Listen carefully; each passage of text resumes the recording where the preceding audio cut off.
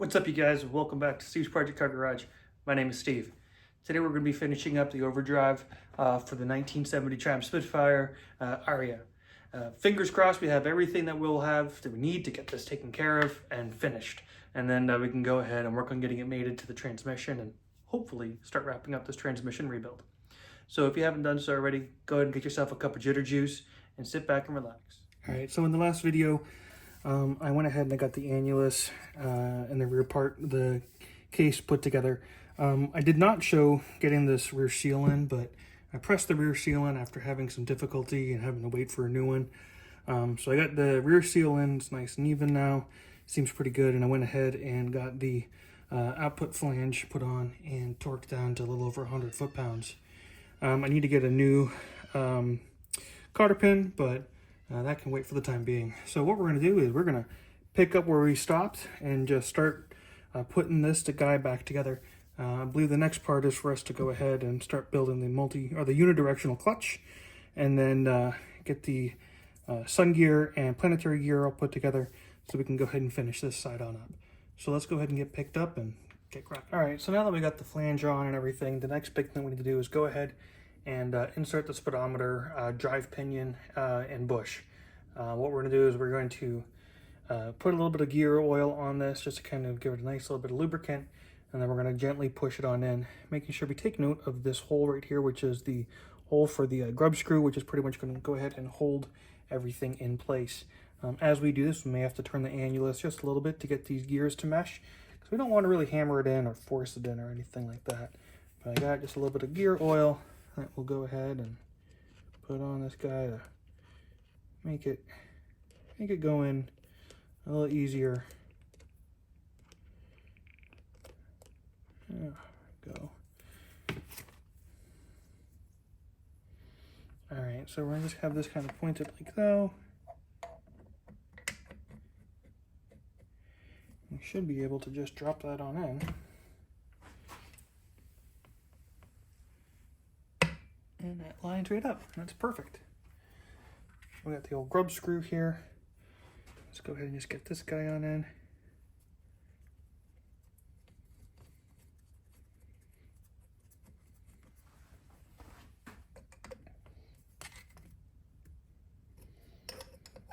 I don't want to tighten down too much on this because this is aluminum, so we can't strip it, obviously. Nice. And as I turn the annulus, I can see the gear in there spin. So nice. Let's keep moving. All right, so the next bit to go together is what's called the unidirectional clutch. Essentially, this clutch is made so that way it's going to allow it to spin only one direction and not another, and it's kind of more or less what engages the sliding member. So inside of here, there's going to be a little tiny spring. You can see it here, and it kind of goes all the way around, and it hooks into this bearing cage here. And then there's a little hook right here. You can kind of see it. And that hook goes into this little tiny pinhole right here. And so what we're going to do is we're going to just get that put in, and then with a little bit of spring tension, essentially what we need to do is get this seated. If I can do it, here we go, like so. Okay, now this is difficult, so what I'm going to try to do is this wants to constantly keep moving. I'm using the magnet in this magnet tray to kind of hold it in place. You'll notice that there's a rubber band around this. This rubber band is here to go ahead and allow me to put new rollers on in. So we're going to see if we can do this. I've seen it done on video once. I haven't tried to do it myself before. So let's see. I don't know. Maybe trying to use the magnet tray may not be my best friend. Let's see if I can do this without cursing too much.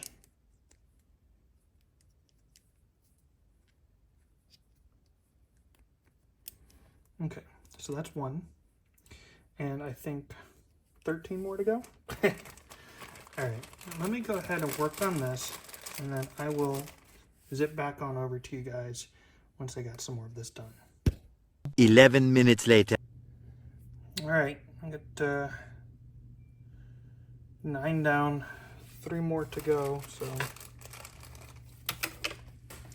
wish me luck as I finish this.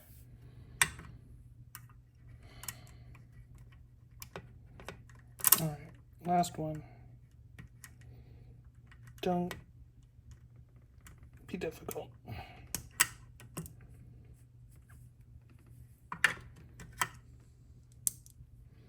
All right, there we go. Get the last one in. Okay, let me show you how we are now going to install this.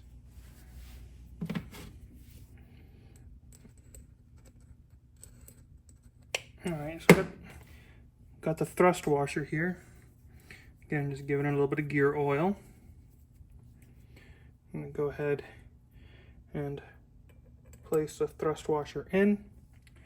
Now, with the unidirectional clutch, we're going to place it in, and we're going to push. And as we do so, it's going to roll the rubber band off, just like that. Now, the unidirectional clutch is in. Should spin freely in one direction.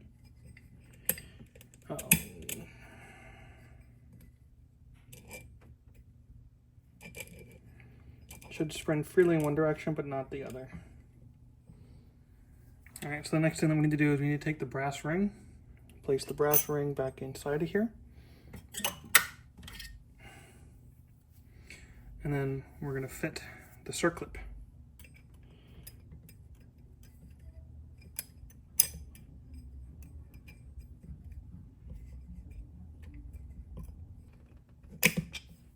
There we go. Snap ring is in place. That's gonna hold everything together. Fantastic. All right, so next is the planetary gear set. So the planetary gear set has these little tiny marks on each one of these planetary gears, and it's so hard to find. But essentially up here, you're going to see that there's a line that's etched on each one of these. And this line is going to point to a small spot on each one of these gears. And it's just a little tiny, like, dimple that's in the gear. Here, there's one. I don't even know if I'm going to be able to get that on camera so much. There's a little tiny dimple. It's important that you get each one of these dimples lined up with that mark. Otherwise, when you go to put the sun gear in, it's not going to fit.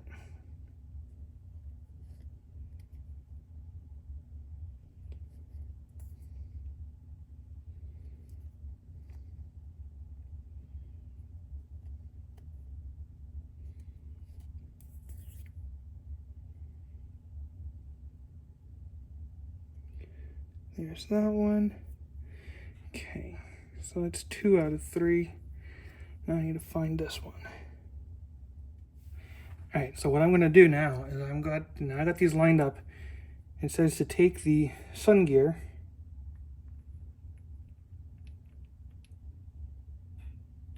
and insert it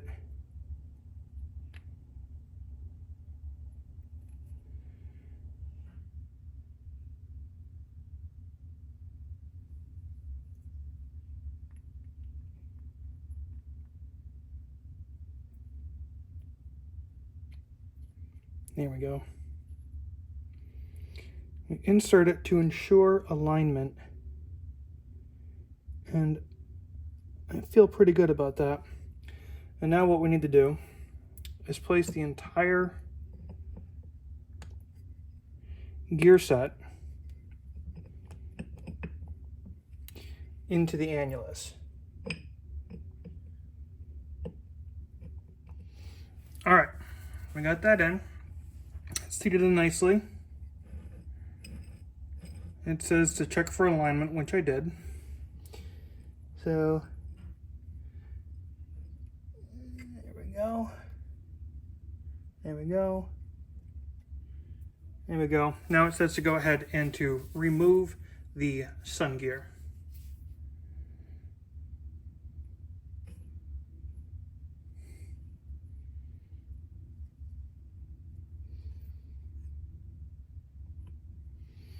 All right, cool. We got the sun gear removed. All right, so next it says that it's time to move on to the clutch sliding member. So we're going to press the thrust bearing, which I'm assuming is this guy. I got to check the diagram, into the thrust ring and fit the 4 bolts, ensuring the heads are correctly positioned. I did not remove the bolts, though those should be just fine. Press the assembly onto the cone clutch hub to secure with circlip and fit the retaining plate. All right, so we have the retaining plate here. We have the circlip here, and let me get the sliding member and verify all parts, and we should be good to get this started. All right, so I went ahead and got my new clutch here, sliding member, and just using my fingers I was able to actually kind of just press this on most of the way. So what I need to do is just try to maybe get this on the press to kind of just press a little bit here to kind of try to drive this bit in, and I think it'll probably go on pretty easily. So let me get that knocked out and then we will continue. All right, so next is going to come my 2 favorite things. So there's a circlip and then another circlip that go onto these. Let me show you how we got this pressed on so you can kind of get an idea. But we got this nicely pressed down. It's driven all the way home, and there is a groove right here that you can then go ahead and put the circlip onto. You all know how much I absolutely adore circlips, so I'm curious to see how this goes.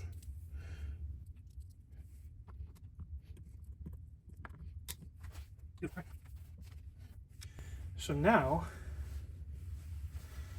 I think that the next circlip, which is going to be this guy, actually grabs onto another part, and I gotta look that up real quick. I don't think that this guy actually goes on here. I know it goes above, but I'm fairly certain that it clips into something else. So I don't foresee why they would have 2 circlips on this. So let me go ahead and just get this slid on there for the time being. That's the next piece. And let me do some more investigating. I see, said the blind man as he's pissing into the wind. It's all coming back to me now. This circlip is for here. So we got the sun gear. Sun gear goes with the spline line in. The circlip is here to actually hold this guy in place. Now, this is not going to be fun, so I'm going to do this off camera because it's probably going to take me half an hour, and there's going to be a bit of cursing. And yeah, so through the magic of YouTube, just like that, boom, done. Hey, that was nice and easy. Actually, it wasn't that bad, but we got it in. So now essentially what this does is it prevents the sun gear from coming out of place. It's always going to stay engaged with the sliding member. Nice. All right, so now that we have the sliding member in, let's go ahead and take a look at what's going on. We need to locate the assembly within the annulus and fit the 4 clutch return springs. Okay, so what does that mean? Let me get you raised up here. All right, so I'm checking for alignment on all the little dots, and I got one there, got one there, and I believe I got one there. All right, so now I should be able to just go ahead and offer this guy in. Let's see. The inner gear of the annulus is really kind of what holds this all in place. So realistically,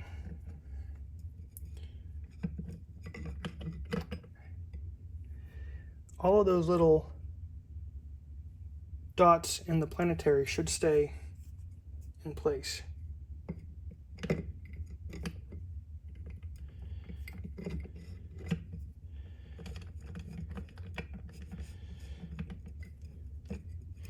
This is kind of what I was worried about, is that I would have a difficult time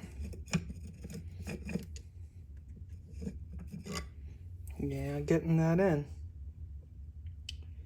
Okay. Come on, sun gear.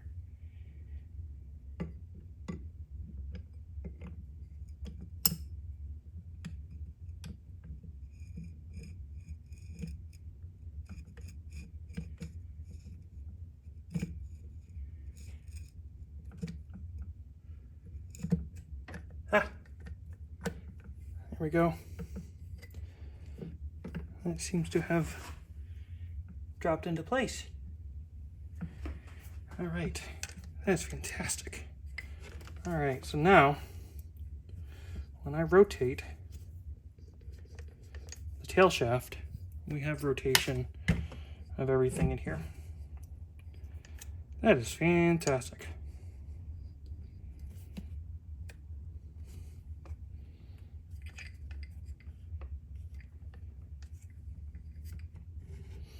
Good, good, good. Okay.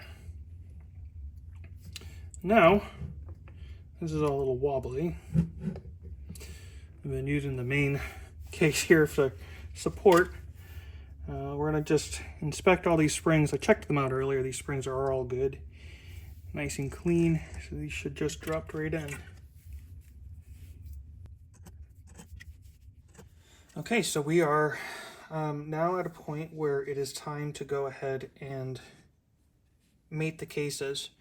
So I got my guide pulled up here on the computer, and it says here, position the brake ring, both faces coated with a suitable joining compound on the rear face of the front case, so this side, right here, ensuring the kidney-shaped slot, this guy, right here, in the brake ring is located at the bottom, which is right here. This is where the oil passage, and it'll also correspond to that right here. So what I'm going to do is I'm going to utilize the Permatex Super 300 as a sealing compound. This stuff works fantastic. It's what I used in the diff the second time that I had to do it, and it worked out great, so I don't see any reason why it wouldn't be suitable for this. Another thing that I did is I cleaned all the surfaces with a Prepol, which it's probably a little extensive, but I wanted to make sure I had a nice clean surface for this. Normally the Permatex Super 300 comes with a brush, but the brush fell off, and so I'm just going to use an acid brush to go ahead and apply a coat of the Permatex on here. And so once I get that done, we'll go ahead and get the brake ring seated. And then after we have it seated on this, what we'll do is fit the front casing to the rear casing. This says that clutch spring pressure will now be felt, and it will be necessary to exert slight pressure to bring the two casings together sufficiently to start the nuts. And then we'll tighten diametrically opposing nuts until the two faces meet. So that's what we got. I got my nuts here. We should be at a position where we're ready to start doing this. So let me go ahead and get some gloves on, and let's get going.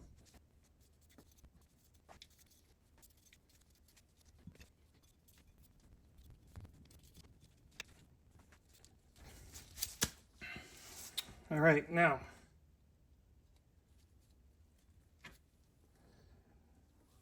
let's see if we can get this guy on without getting it all over my fingers.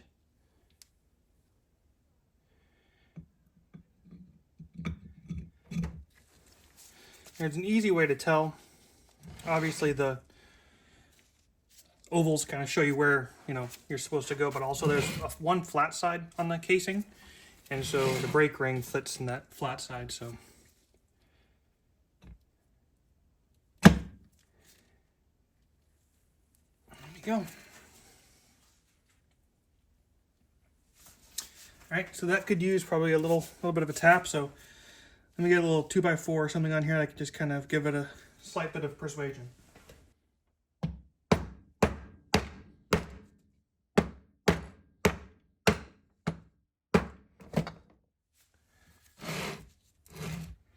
That's happy all the way around.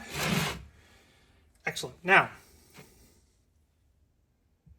let me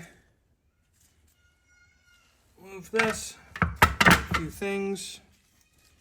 All right, so now what we need to do is go ahead and fit the front casing to the rear casing.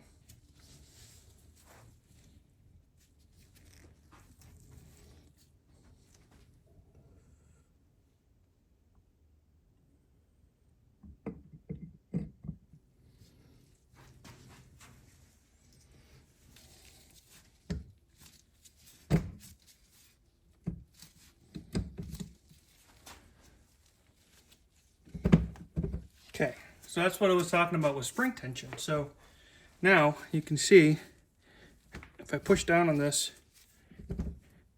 it rebounds a little. That's to be expected. That's because of the spring tension.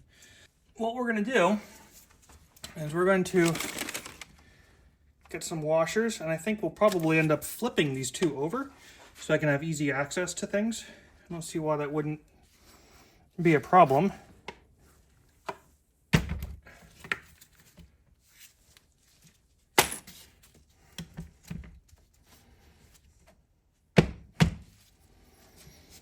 And then this way I can exert a little bit of pressure, and then we can start to get everything going.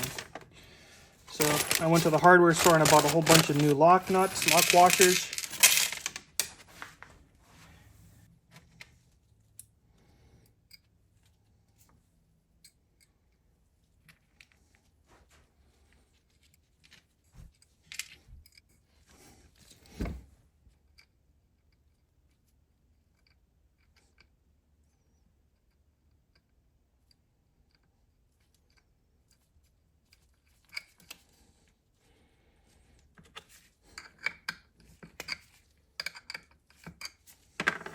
Okay.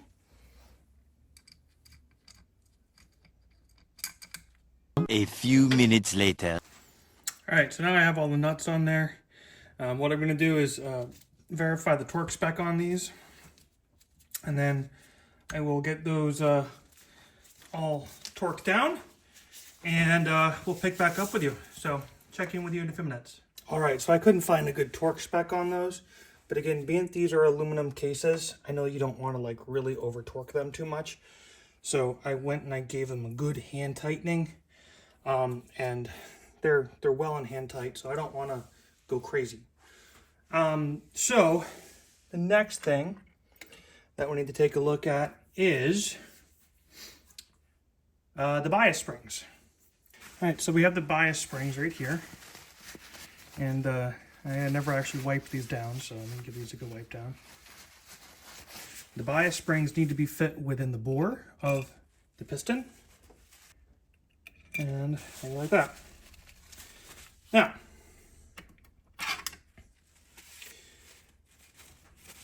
we need to go ahead and secure them using the bridge pieces, which are these guys right here. So these are supposed to have locking washers, and I remember I talked about that in my first video on the disassembly, that these are supposed to have like tab washers, and these do not have locking tab washers. This did not have locking tab washers when I took it apart. However, it does have these really kind of interesting locking nuts, and these actually still have really good bite on them, so I'm just going to go ahead and put these back on as they were. They worked out well before, and I think that they'll work out just fine now. All right, so I'm going to take just a quick moment here to pause and just let you know that I am actually going to go ahead and try to locate the proper locking tab washers for these. I have seen that Moss does sell some Nylock nuts for this purpose, And that's probably going to be all right. But I do want to try to find the proper locking tab washers. If I can't, I am going to actually go out to the store though and get replacement nylock nuts for this before I actually go ahead and seal everything up.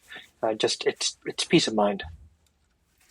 All right, and so with that actually completes the reassembly portion of the Overdrive, which is absolutely incredible.